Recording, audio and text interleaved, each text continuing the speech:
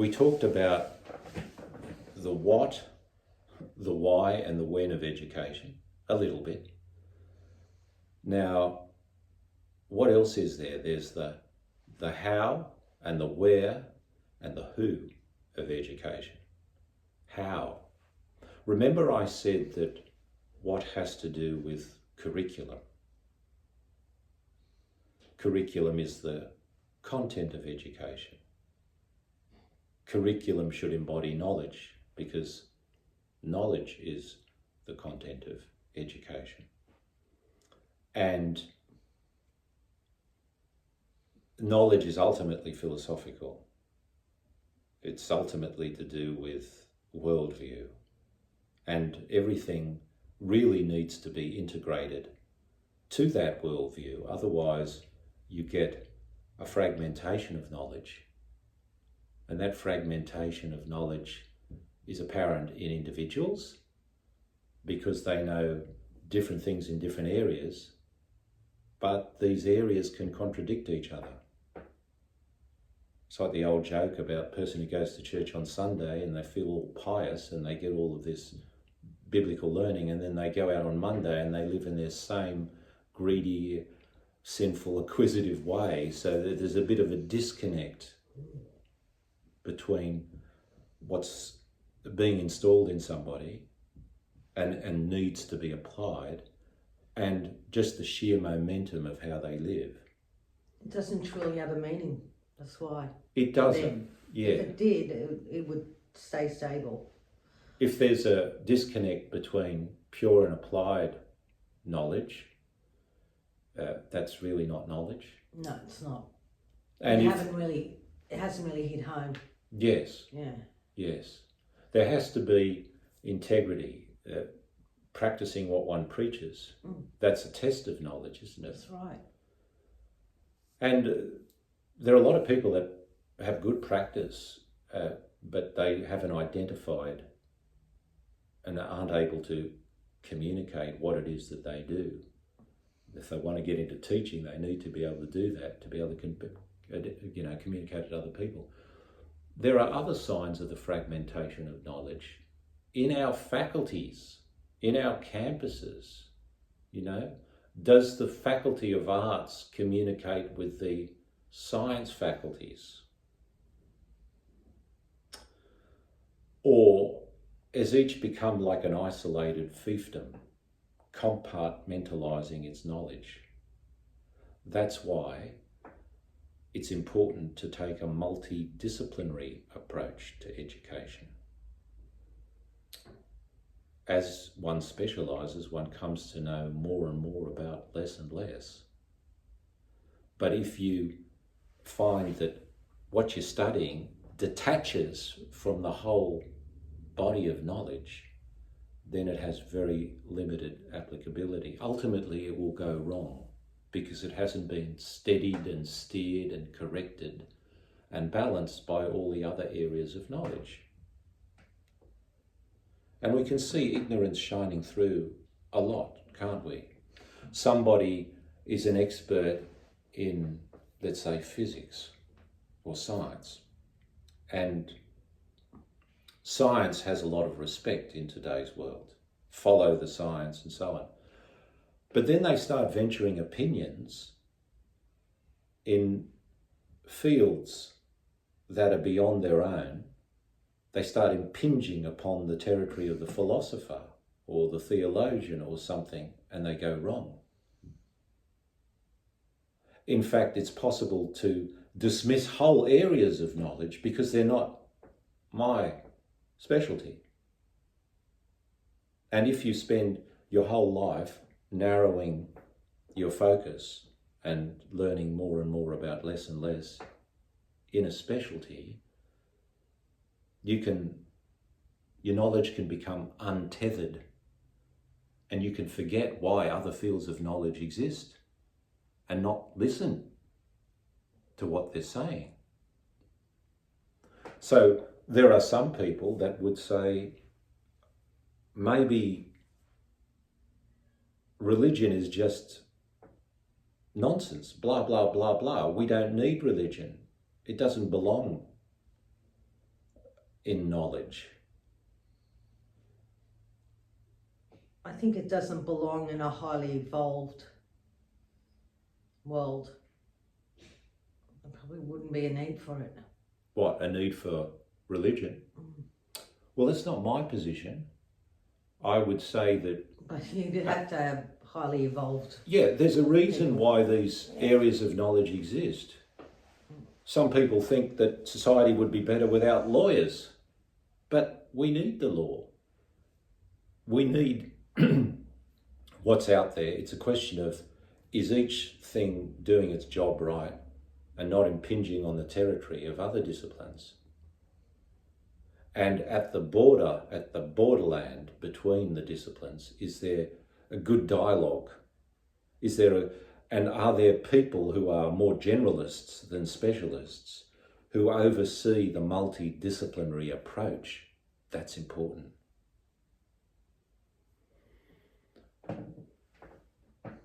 What are we talking about here? We're talking about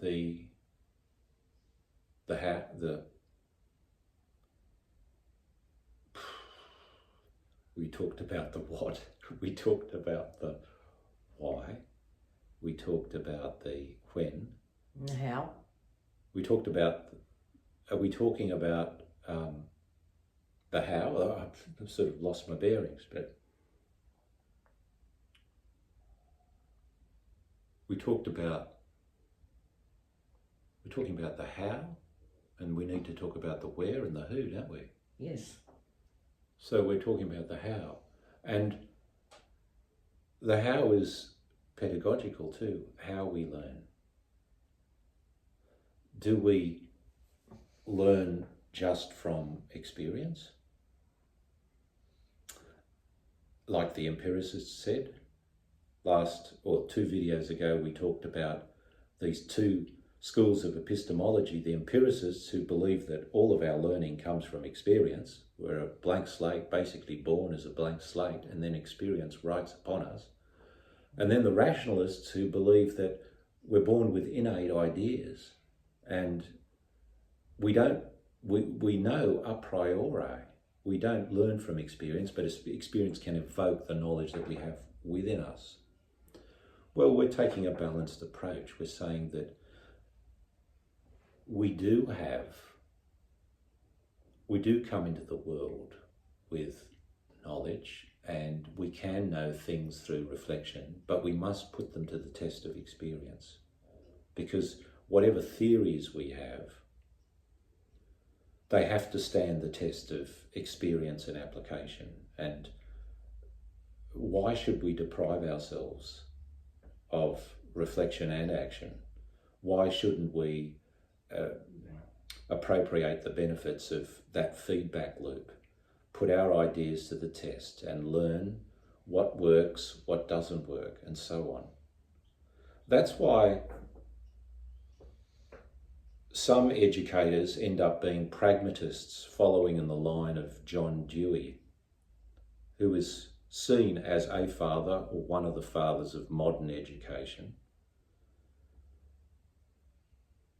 Now, Dewey, he was an American, of course. He lived over 100 years ago, and he had a lot of things to say about education, and a lot of what he had to say became a kind of basis of the modern progressive education system. But he was also a proponent of the philosophy of pragmatism. And for the pragmatist, what's true is what works in practice. So every theory, every idea is instrumentalized by the practitioner. The pragmatist is always looking to, what can I do with this idea?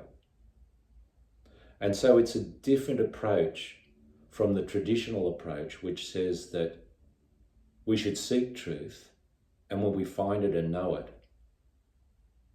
that has an intrinsic value. It is worth knowing truth for its own sake. It makes us whole. It makes us happy. it makes us able to orientate in this world. And it gives us a general conspectus that enables us to turn our hand to most things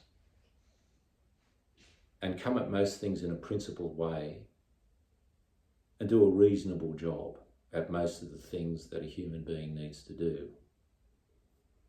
This is more idealism, whereas Dewey's approach was more pragmatism.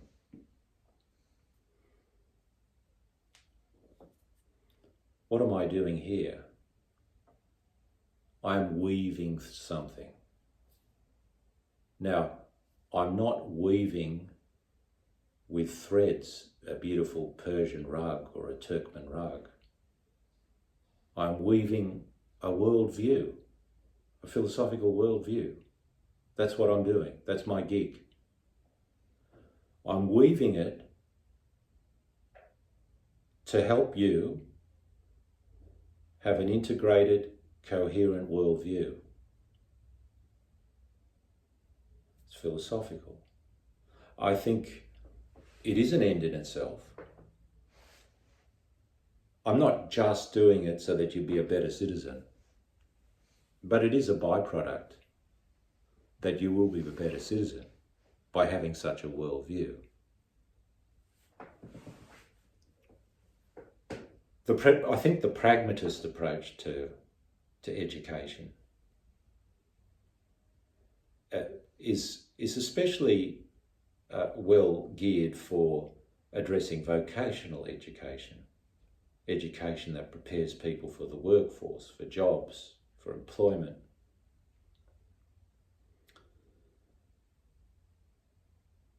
If an idea doesn't have, if you can't use it and get some results, then you ditch it. And this has been profoundly influential, Dewey's approach, Dewey's pragmatic approach. And you hear it in people. You hear people saying, like, what can I get from that? What can I get from listening to all this philosophical blah, blah, blah? Well, nothing. It's not pragmatic. It's not meant to be utilitarian. It's not for you to get something. It's not for your ego to get something. What you'll get is a worldview if you listen carefully. A worldview. Do you value that?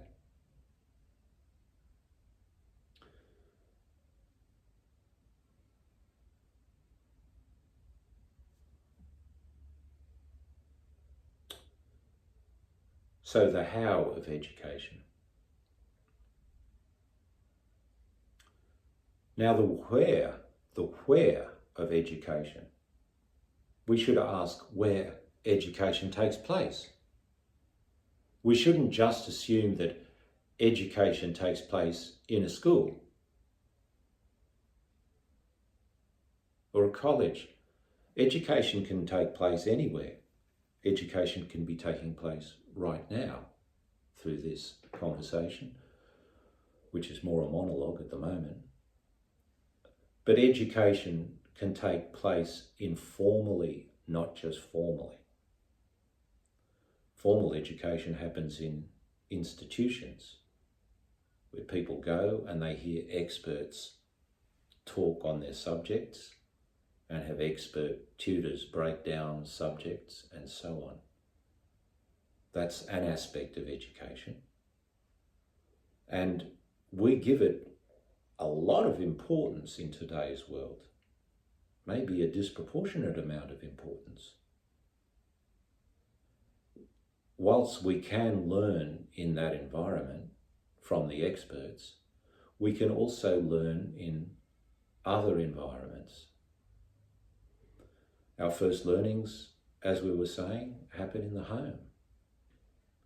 And there's a lot that can be learned in the home, in the family, in the neighbourhood, in the community, just by watching people go about what they do and listening to their experience and doing things with them and learning with them.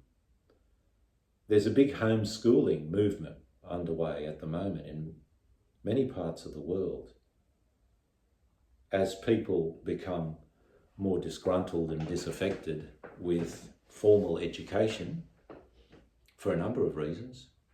And one is that schools are funded by governments, and governments operate on an ideology, and a lot of people don't like the ideology that's inspiring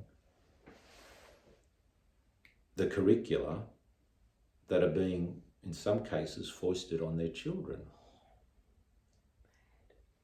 Right? So if you don't like your schools teaching your kids what you might consider irregular sexual practices or fanciful notions about anything, then you may be in that growing group of people that are exercising their right to homeschool their own children. Do parents have any rights anymore?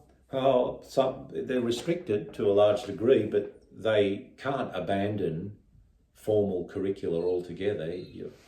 If you talk to homeschool parents, I think they find that they have to fulfil certain requirements that the state sets. I'm sure they'd be willing to do that in maths, science, biology. Yes. It's just the other stuff. Yes. The non-binary. And these are transgender type of stuff. Well, they not like. They are moral issues, and they feel that they fall within the purview of religious and moral teaching. And so when it comes to that domain, they'd rather have more say in their children's education. Yeah. Or they may want their religious community or somebody they trust to handle that.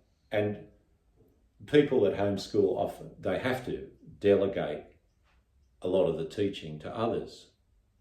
You might be a mum or a dad and you've got several kids and they're of differing ages.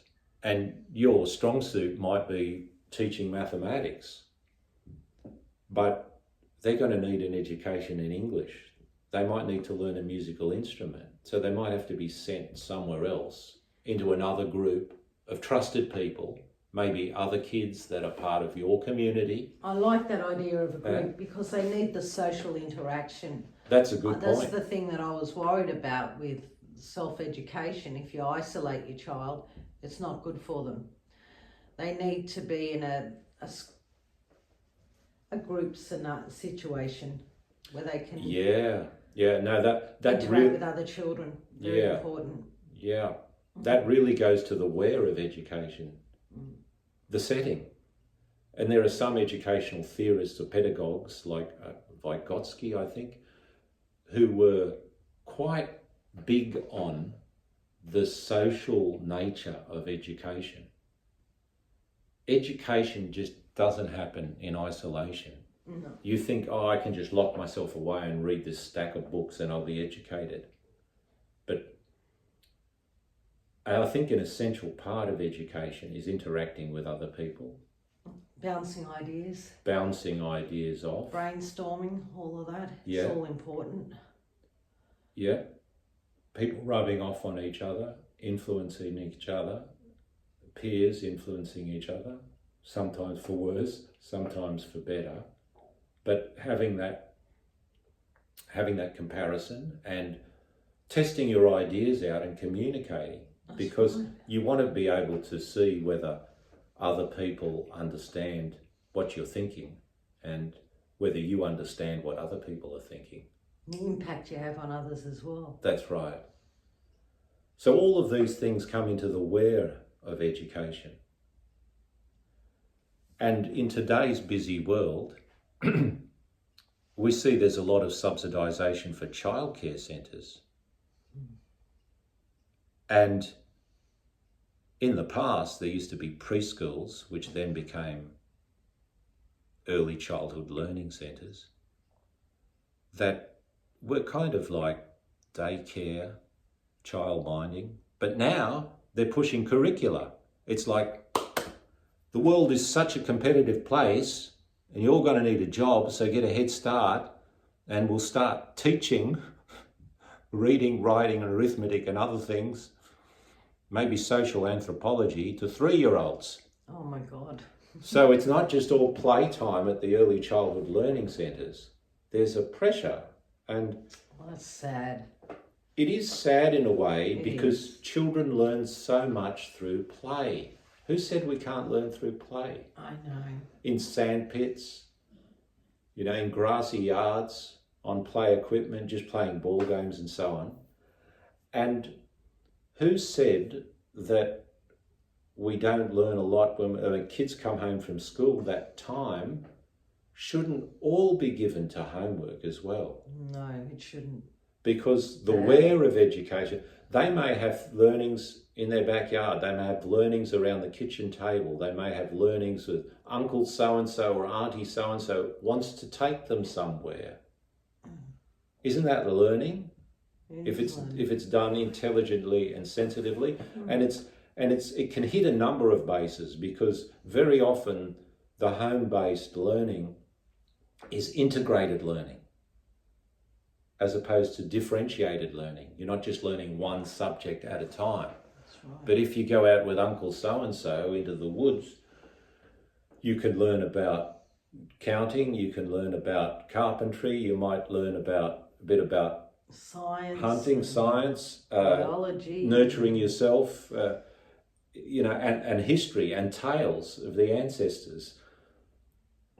That's integrated, because whatever questions arise, they are addressed. It doesn't matter what subject notionally they belong under.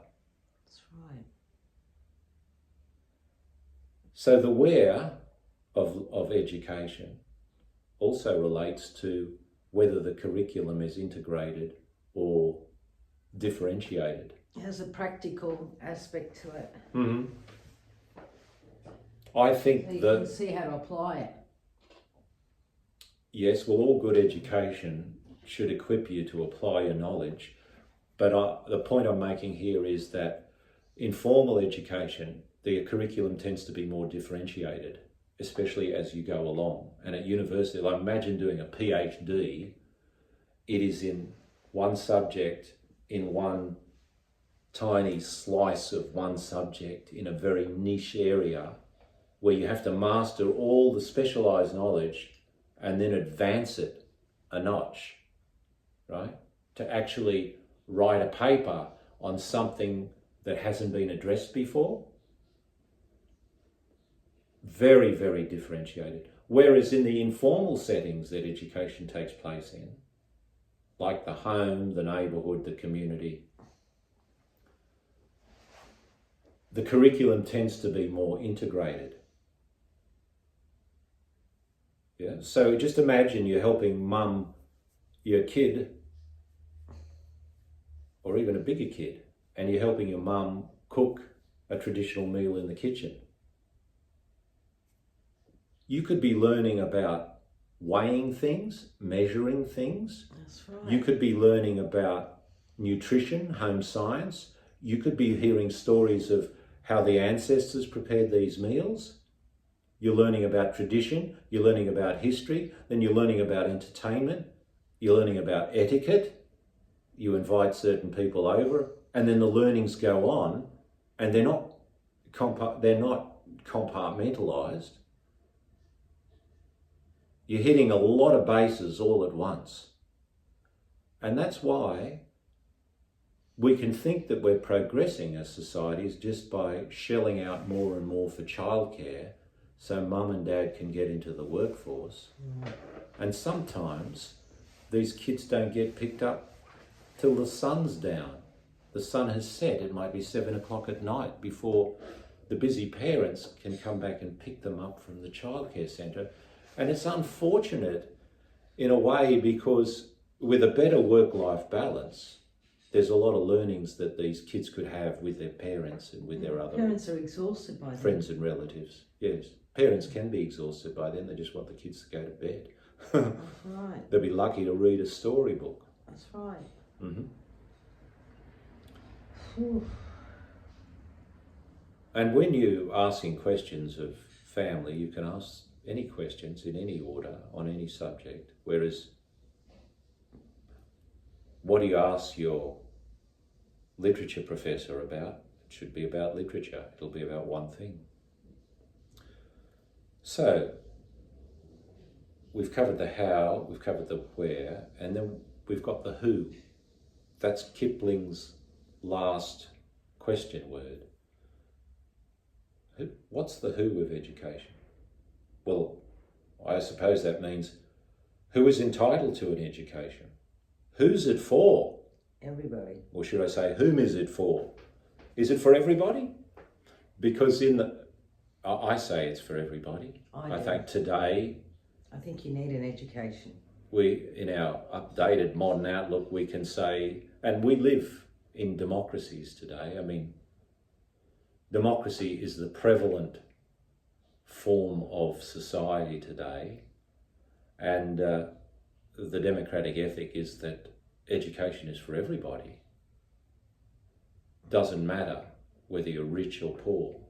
That's right. You should be able to get an education. It's a bit like medical service. You should ideally be able to get medical service irrespective of whether you're rich or poor.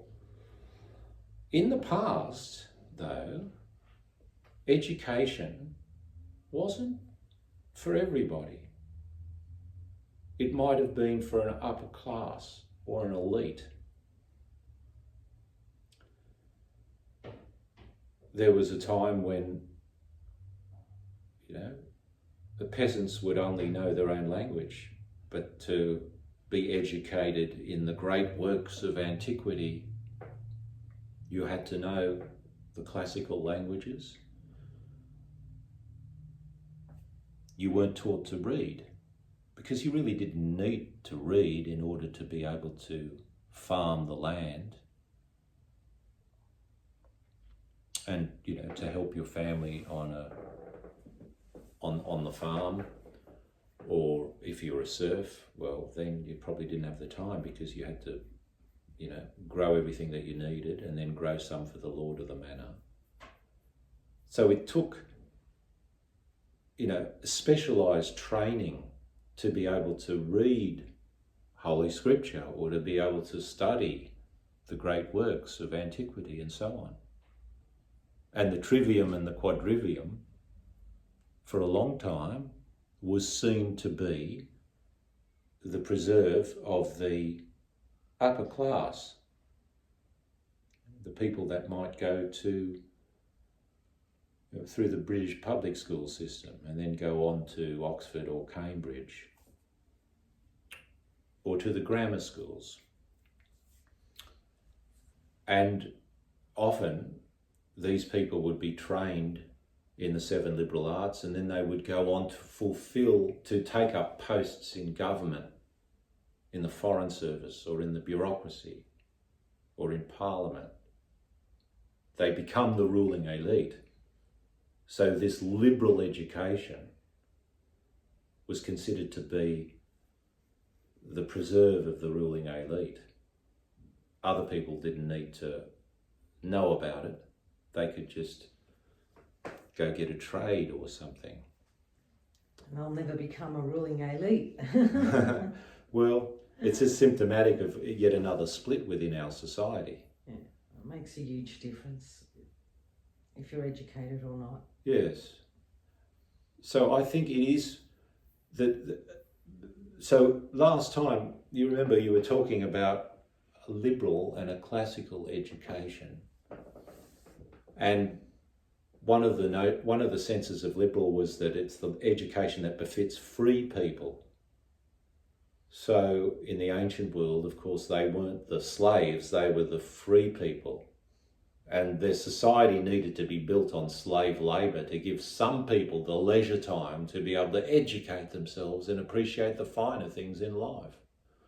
Whereas there has been a bit of an effort over recent centuries in some groups to perpetuate that way of thinking and saying, well, these people need to be preoccupied with their survival. They need to work for a wage and so on. But the ruling elite, well, they are the free and the leisured class that can And they've got the taste and the refinement to appreciate these things, and they can be lucky educated. ruling elite, eh? Yeah. Is it all can go to hell. Yeah. The aristocrats. Is it only the aristocratic few that can appreciate art? No, it's not because and they culture? can appreciate art. It's because the environments they live in, and the families they're born into, and so on and so forth, which is more conducive to that. Right. That's all it is. So you take that poor person, swap their places with the ruling elite. Yes. You'll get the same result, but the other way around. So you're saying the privileges of birth play a big factor in That's right. determining it's a birth thing. Yeah. who can get an education, who has the leisure to get an education, who is free from financial burdens and worries. Absolutely. To be able to concentrate on a liberal education. Okay. I think we need to go beyond that, though. I think everybody needs some kind of philosophical education, and what we're trying to do here is to popularise a philosophical education. We are living in the age of the global citizen, and Yeah.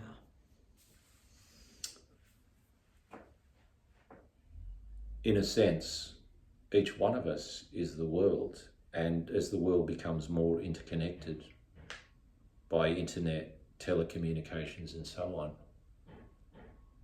each one of us is confronted with everything that's going on in the world and has access in a way to everything that's going on in the world. And then realise there are other ways of doing it. Yes. And we need to form opinions. That's right.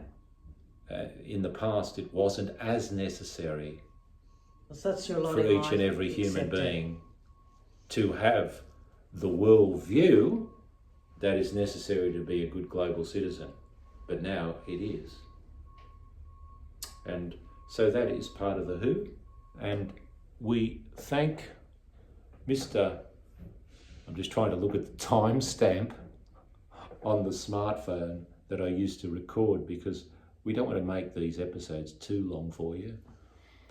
We thank Mr. Rudyard Kipling, whom you probably know from The Jungle Book and Kim and all of that, for his 6 honest serving men that became tools for our inquiry into education. And next time we can start talking about perhaps the 7 liberal arts. See you then.